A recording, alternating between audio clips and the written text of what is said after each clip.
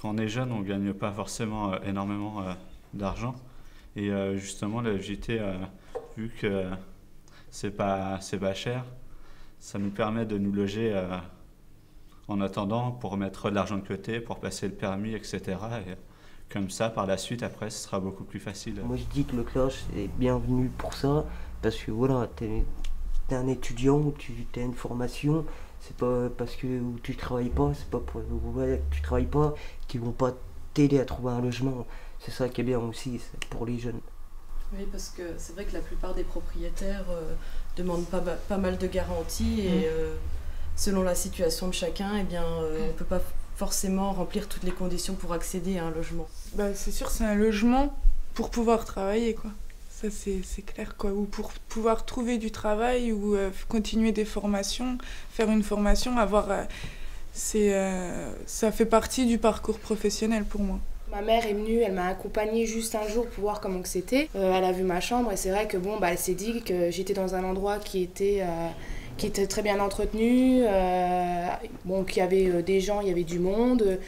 Quand elle a su qu'il y avait aussi un veilleur de nuit qui est là toute la nuit jusqu'à 4h du matin, bon, bah, ça rassure. Même pour nous, pour nos voitures, parce que c'est vrai que c'est un endroit qui est assez calme.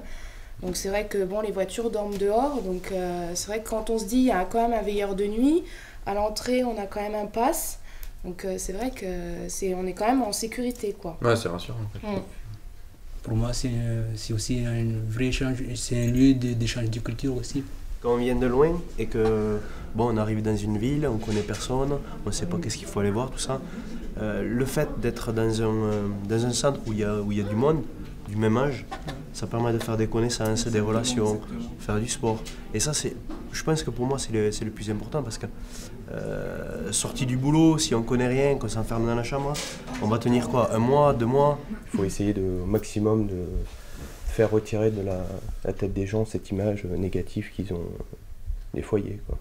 Dès qu'on leur dit oui, je suis en foyer, ah bon, tu vas dans un foyer, mais c'est comment ils ont l'impression tout de suite c'est un internat, tu sais, qu'on est dans des box, tu vois, qu'on a les toilettes en commun, les douches en commun, tu vois, et puis qu'il n'y a rien d'autre à côté, quoi. On a la femme de ménage qui vient faire d'autres ménages. Ouais, voilà, non mais c'est ça, non mais franchement, tout de suite, c'est l'image qu'ils ont. Un foyer, c'est vraiment quelque chose de glauque, quoi, un peu. C'est vrai que le foyer de jeunes travailleurs, ça doit pas être vu comme quelque chose qui va amener, entre guillemets, de la racaille dans la ville, parce que c'est pas le cas du tout, mais au contraire être vu comme un potentiel pour l'avenir, parce que c'est des gens qui sont en train de suivre une formation, soit des études, etc.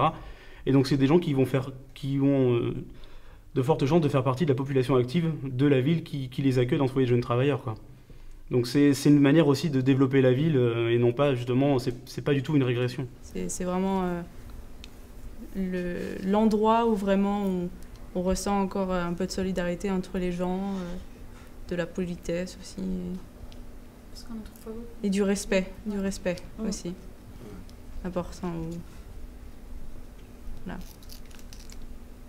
Donc, comme quoi, il n'y a pas que des délinquants, des cassos, des racailles. Voilà, non, il y a aussi des gens qui ont différentes façons de s'exprimer, mais la même façon de s'aimer.